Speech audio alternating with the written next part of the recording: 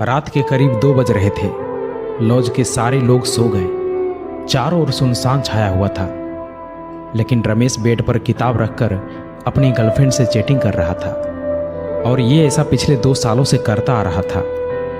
रमेश के पिताजी एक रिक्शा चालक थे। कड़ी धूप में रिक्शा चलाकर अपने बेटे को कॉम्पिटिटिव एग्ज़ाम की तैयारी के लिए पटना भेजे थे। महीने के हर 1 तारीख को रमेश के पिताजी ट्यूशन फी, रूम रेंट और खाने पीने का खर्च भेजा करते थे।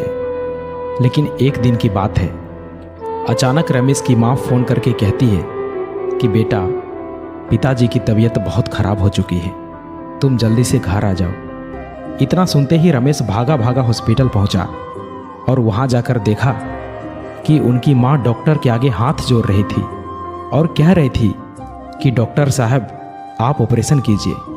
मैं 5 लाख नहीं बल्कि 10 लाख दूंगी, लेकिन मुझे वक्त चाहिए। प्लीज़ आप ऑपरेशन कीजिए। अभी मेरे पास पैसे नहीं है। मैं एक रिक्शा चालक की पत्नी हूँ। लेकिन डॉक्टर साहब हर बार एक ही बात कह रहे थे कि आपको पहले एडवांस पेमेंट करना ही होगा, तभी ऑपरेशन शुरू हो सकता है। रमेश की माँ गांव के सभी लोगों से मदद मांगी, लेकिन किसी ने भी उनकी मदद नहीं किया। ये सब देखकर रमेश की आंखों से आंसू नहीं रुक रहा था और पैसों की कमी के कारण अपने पिताजी को खो दिया। रमेश चिल्ला चिल्लाकर कहने लगा कि माँ, ये सब मेरी वजह से हुआ है। मैं उतना काबिल नहीं बन पाया जितना अभी तक मुझे बनना चाहिए था। रमेश अपने आप को कोसने लगा और कहने लगा कि काश मैं अच्छे से पढ़ाई किया होता, अच्छे से मेहनत किया होता, तो आज मेरे पास जॉब होता, कुछ कर रहा होता और मैं अपने पिताजी को बचा पाता। दोस्तों, आपके साथ कब क्या और कौन सी घटना हो जाए कुछ पता नहीं चलता। इसलिए अभी आप जो कर रहे हो, जिस काम के लिए आए हो, जो भी आपका लक्ष्य है, जो भी आपका गोल है, उसे पाने के लिए जी जान लगा दो। कोई तुम्हारी पर्सनालिटी नहीं देखेगा, कोई तुम्हारा दुख दर्द इमोशंस नहीं समझेगा। कोई पूछेगा तो बस इतना ही पूछेगा कि कमाते कितने हो।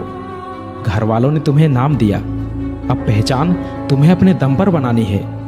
अपने काम के प्रति इतने ईमानदार बनो कि असफलता दूर दूर तक नजर ना आए। प्यार का सहारा लोगे तो एक दिन बर्बाद हो जाओगे। अपनी शान और पहचान बनानी है तो मेहनत का सहारा लेना ही होगा, जी जान से मेहनत करना ही होगा। रोना बंद करो और अपनी तकलीफों से खुद लड़ो। देखो, समय तो तेजी से निकल ही रहा है। अगर वक्त के साथ मेहनत नहीं की, जिंदगी के एक एक महीने, एक एक सप्ताह, एक एक दिन, एक एक घंटे की वैल्यू नहीं की, तो साल के साथ साथ आपकी आधी जिंदगी कब निकल जाएगी कुछ पता नहीं चलेगा। याद रखना, कमजोर तू नहीं, तेरा डिसीजन है। तुझे तेरी डिसीजन से भी ज्यादा जिद्दी बनना पड़ेगा। याद दिला खुद को कि तुझे तेरी मंजिल बुला रही है। खुद को ऐसा बना कि तेरी मजबूरी भी तुझे तेरी मंजिल तक पहुंचने का रास्ता लगे। देखो, आपका इस धरती पर आना आपके हाथों में नहीं है और जाना भी आपके हाथों में नहीं है, लेकिन इसके बीच का सफर तो आपके ही हाथों में है। तो क्यों ना कुछ बड़ा करके जाए। अरे, तुम्हारी जिंदगी में सभी दुखों का नाश होगा अगर तुम्हारा संघर्ष सबसे महान होगा। अपने जीवन को इतना महान बनाओ कि आपकी जीवनी सुनकर दूसरे लोगों को महान कार्य करने की प्रेरणा मिले। रास्ते कभी खत्म नहीं होते दोस्त, बस लोग हिम्मत हार जाते हैं। अगर तैरना सीखना है तो पानी में उतरना ही होगा। यूं किनारे पर बैठकर कोई गोताखोर नहीं बन सकता। सफलता तक पहुंचने का रास्ता आसान नहीं होगा। इस रास्ते में बहुत सारी मुश्किलें आएंगी जो आपका रास्ता रोकना चाहेंगी, लेकिन आप रुकना मत, बस चलते जाना। बदल जाओ वक्त के साथ या फिर वक्त को बदलना सीखो।